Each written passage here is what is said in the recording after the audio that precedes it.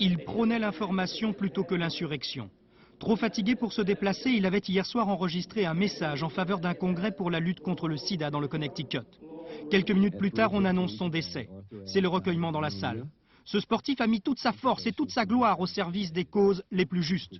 Son dernier combat, il le menait contre le virus. Il y a quelques mois, il annonçait au siège des Nations Unies la création de la Fondation Arthur Ashe, fondation d'aide aux enfants atteints du sida.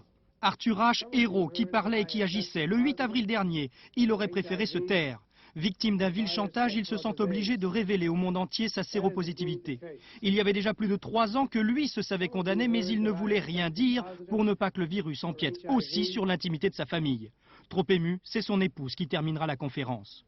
Mais sa maladie ne l'empêchait pas de continuer son travail quotidien auprès des enfants déshérités de Newark, dans le New Jersey. Promoteur inlassable des droits civils, il s'est battu pour introduire le tennis dans les ghettos noirs. Ashe, le missionnaire de la cause black, disait Noah, lui-même découvert en 71 à Yaoundé par le joueur américain, auquel il doit presque tout. Quand tu arrives dans le circuit, tu connais personne et c'est bon d'avoir comme ça quelqu'un comme Arthur qui a une grande expérience et qui est très respecté. Et pour moi, c'était très important.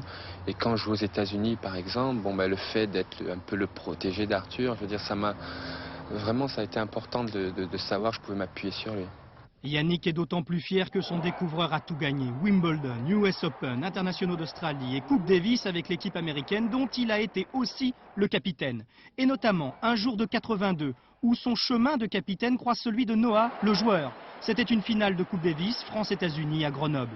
L'élève Noah devra attendre encore 10 ans pour gagner cette Coupe Davis. Mais il gagnera en 83 le seul trophée que son maître Arthur Ashe n'a jamais remporté, celui des Internationaux de France à Roland-Garros.